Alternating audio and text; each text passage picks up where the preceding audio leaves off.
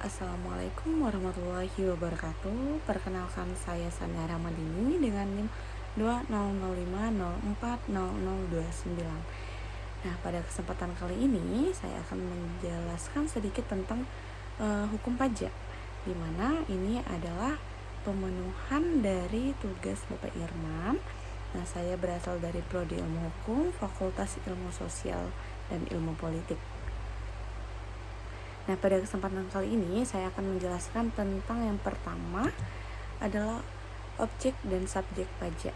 Nah, objek pajak adalah sumber penghasilan atau pendapatan yang dikenakan pajak. Sedangkan subjek pajak adalah perseorangan atau badan usaha yang ditetapkan memenuhi pelaku pajak tersebut. Nah, setiap subjek pajak pasti mempunyai objek pajak.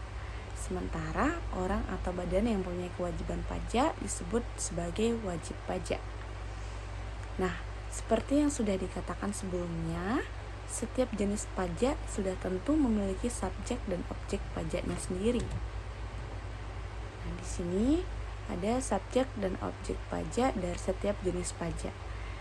Mengutip Undang-Undang Nomor 17 Tahun 2000 tentang Pajak Penghasilan atau PPh, subjek pajak PPh terdiri dari 3, yaitu orang pribadi, badan, dan warisan.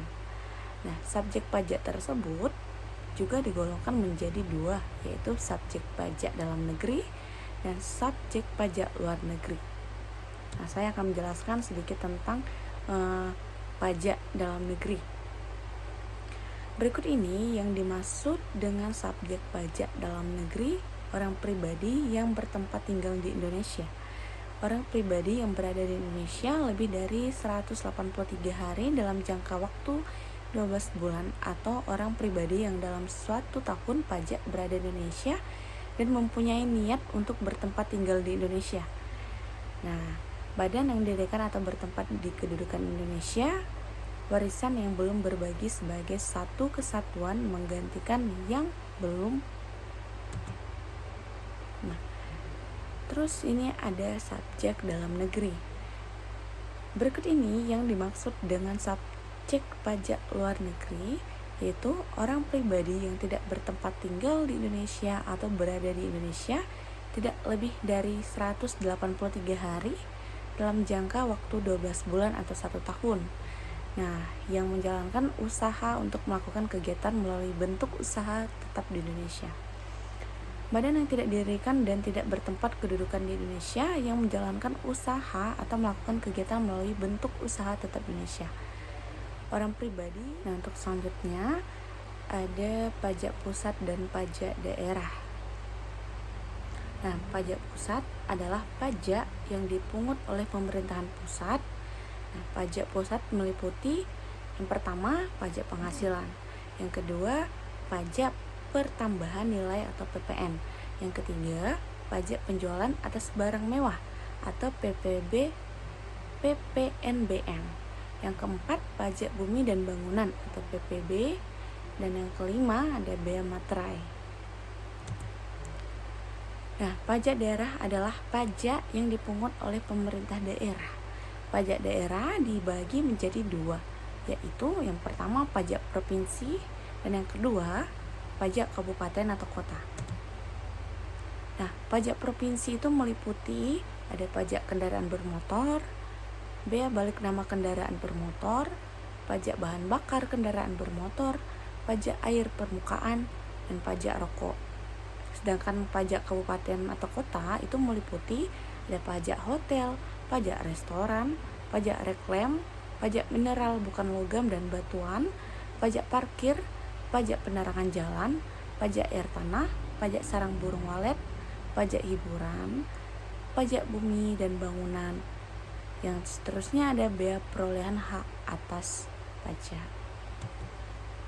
Nah, ini catatan khusus.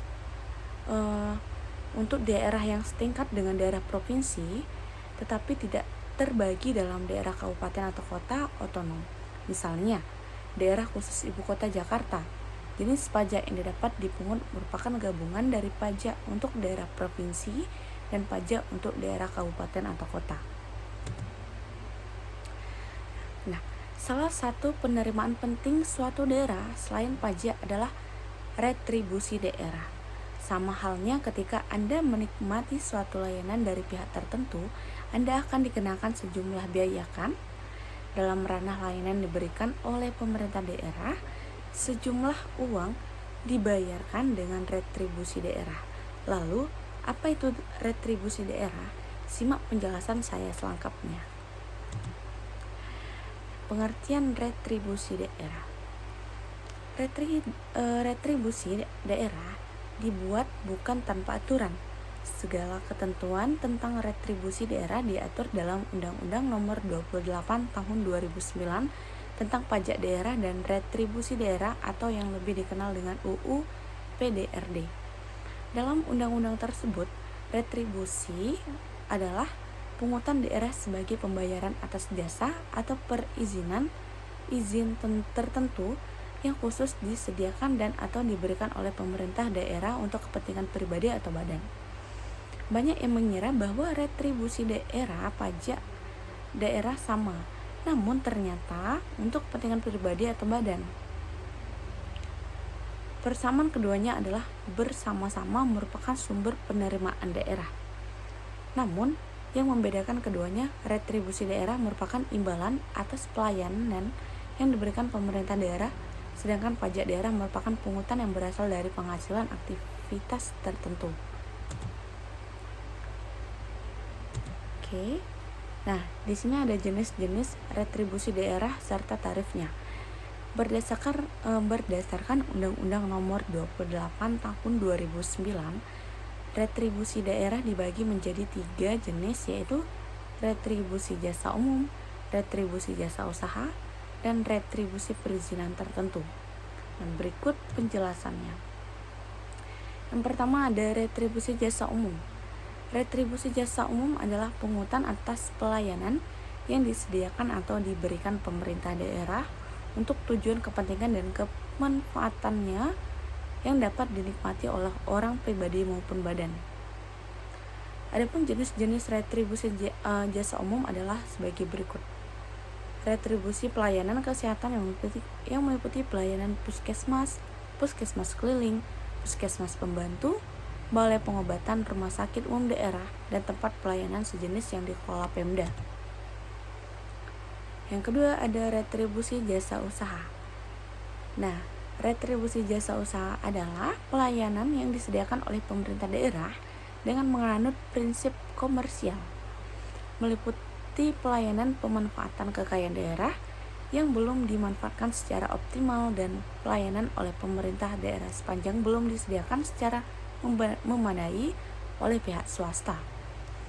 Jenis-jenis retribusi jasa usaha adalah yang pertama, retribusi pemakaian kekayaan daerah, biasanya berupa pemanfaatan lahan dan bangunan, misalnya untuk kebutuhan event atau peralatan yang dimiliki oleh Pemda, tidak termasuk penggunaan tanah yang tidak merubah tanah tersebut, misal pemancangan tiang listrik. Nah, yang ketiga ada retribusi perizinan tertentu. Retribusi perizinan tertentu adalah pelayanan perizinan tertentu oleh Pemda kepada orang pribadi atau badan yang dimaksud untuk melakukan regulasi dan pengawasan. Nah, objek tertentu yang dimaksud meliputi kegiatan pemanfaatan ruang, penggunaan sumber daya alam, barang, sarana prasarana atau fasilitas tertentu lainnya. Retribusi perizinan tertentu ini bertujuan melindungi kepentingan umum dan menjaga kelestarian lingkungan. Adapun jenis-jenis retribusi perizinan ini adalah sebagai contohnya adalah IMB atau izin mendirikan bangunan. Yang keempat ada retribusi berdasarkan kewenangan daerah. Sebelumnya telah dijelaskan bahwa pemerintah memberikan kewenangan kepada pemerintah daerah untuk memberlakukan retribusi secara mandiri dengan catatan bahwa retribusi daerah yang dijalankan memenuhi kriteria sebagai berikut. Yang pertama, dia bersifat bukan pajak. Nah, sekian dari penjelasan saya tentang hukum pajak. Semoga ada hikmahnya. dan semoga semakin berkah. Wabillahi taufik wal hidayah. Wassalamualaikum warahmatullahi wabarakatuh. Dadah.